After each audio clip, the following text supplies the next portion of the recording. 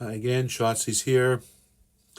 We're now on the third installment of this pencil drawing based on a photograph I took in Italy.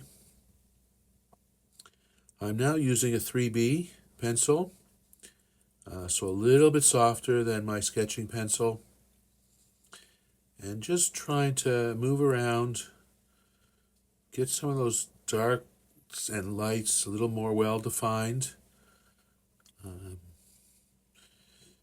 And as I do that, I'm very conscious of trying to be a blend between precise but also loose, to try to keep some of the energy of the drawing high and a sense of movement. So I don't want to be too careful, and at the same time I don't want to be careless, where I'm not mindful of where things go to represent as accurately as possible what I see. So as I'm going around, I'm doing a type of hatching, but I'm very keeping the lines very close together, so it almost looks like I'm just kind of putting in. Now here you can see I'm just putting a few lines of the background that he was walking in front of a building, just very little, to give a little tiny bit of context. I may develop those at one point, or I may not, but they just helped get a sense that this man was not walking in open space. What's interesting here with drawing and using a pencil is, of course, it's monochromatic, but you can still get a sense of 3 dimensions without any color. Right now I'm probably sharpening my pencil. I like to keep the pencils very sharp, and it looks like I moved to a 4B.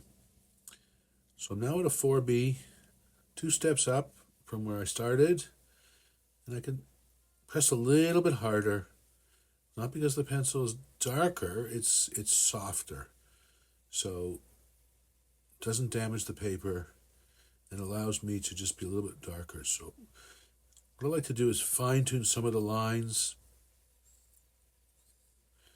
And a lot of the original lines, once I get darker and darker, will become barely visible. You can see kind of under his right arm, there's some leftover lines from where I had the arm originally. They're almost completely faded into the background. Something I talk a lot about is to get things accurate. It's really about relationships between dark shapes and light shapes, and how wide or tall or how narrow something is, comparatively speaking. So I don't think of the arm as being a certain length in and of itself. It's a certain length compared to the other arm, compared to the torso. Everything connects to everything else. And as I've said before also, every time I put something down,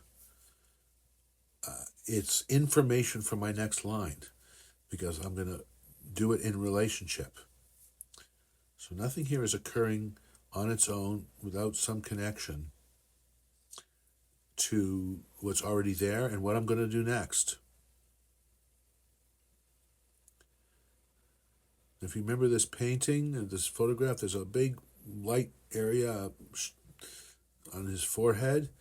So with pencil drawing, what I do is just leave the paper. The paper's light, so I'll shade around it. You can see the face is a bit more distinct now. I've given a hint of eyes underneath his dark glasses.